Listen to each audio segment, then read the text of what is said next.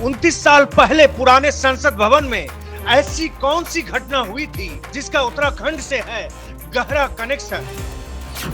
उत्तराखंड के लिए क्या हुआ था? किस मांग को लेकर संसद भवन में ऐसा कुछ हुआ जिसकी चर्चा उत्तराखंड में 13 दिसंबर 2023 की घटना से फिर से होने लगी? 13 दिसंबर 2023 को जो घटना घटी 29 साल पहले भी ऐसा कुछ हुआ था। लोग आज की घटना से देख रहे हैं जोड़कर एक इतिहास फिर से बना है।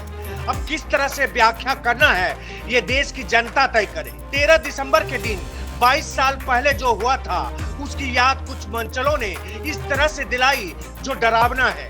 जो भी हो, संसद की सुरक्षा में सेंधमारी को लेकर 13 दिसंबर 2023 का दिन देश के इतिहास में दर्ज हो गया है। ये पहली बार नहीं हुआ जब संसद की सुरक्षा दांव पर लगी हो। करीब 22 साल पहले संसद में आतंकवादी घटना को अंजाम दिया गया। आतंकवादी संसद परिसर में घुसने में कामयाब भी हो गए थे।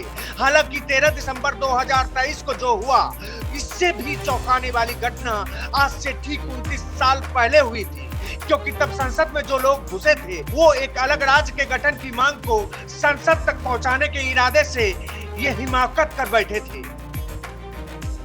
आज से 13 दिसंबर की घटना ने पूरे देश में हड़कंप मचा दिया है। तब 29 साल पहले का वो दिन उत्तराखंड के लोगों को फिर याद आने लगी।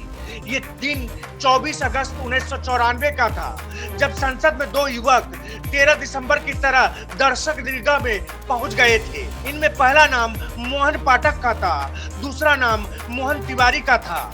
बताया जाता है कि उनके कुछ दूसरे साथी भी संसद में गए थे, लेकिन ये दो युवा राज्य आंदोलनकारी ही दर्शक दीर्घा तक पहुंच सके।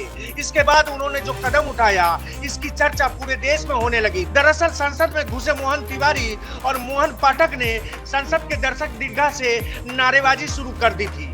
ये नारेबाजी उत्तर प्रदेश से पहाड़ी क्षेत्र को अलग करते हुए एक नए राज्य के गठन से जुड़ी थी। बताया जाता है कि मोहन पाठक ने दर्शक दीर्घा के चैम्बर से छलांग लगाते हुए 13 दिसंबर को हुई घटना की तरह सांसदों के बीच जाकर नारेबाजी शुरू कर दी थी, जबकि मोहन तिवारी ने दर्शक दीर्घा से ही अलग राज्य के गठन को लेकर नारेबाजी कर पर्चे फेंकने शुरू कर दिए। इस घटना के बाद संसद की अवमानना को लेकर इन दोनों को ही 3 दिन की सजा सुनाई गई थी और इसके बाद इन्हें तिहाड़ जेल भेज दिया गया था।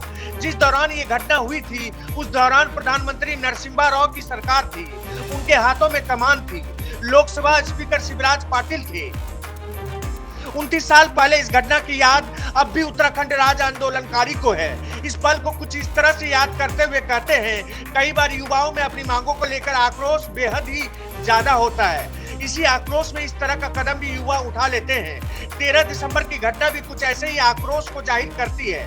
जबकि राज्य आंदोलन के दौरान 1994 में भी जो घटना हुई थी उस दौरान भी प्रदेश में नए राज्य को लेकर भारी उबाल था। उत्तराखंड में राज्य आंदोलन का इतिहास काफी बड़ा और राज्यवासियों के लिए काफी कठिन रहा है। ऐसे में आज जब 13 दिसंबर की घटना से पूरे देश में तरह तरह की प्रतिक्रियाएं आ रही हैं, तब उत्तराखंड के लोग राज्य आंदोलन के दौरान हुई अलग अलग घटनाओं को याद कर रहे हैं। खासतौर पर संसद में युवाओं के घुसने की घटना फिर से लोगों के जहन में ताजा हो गई है।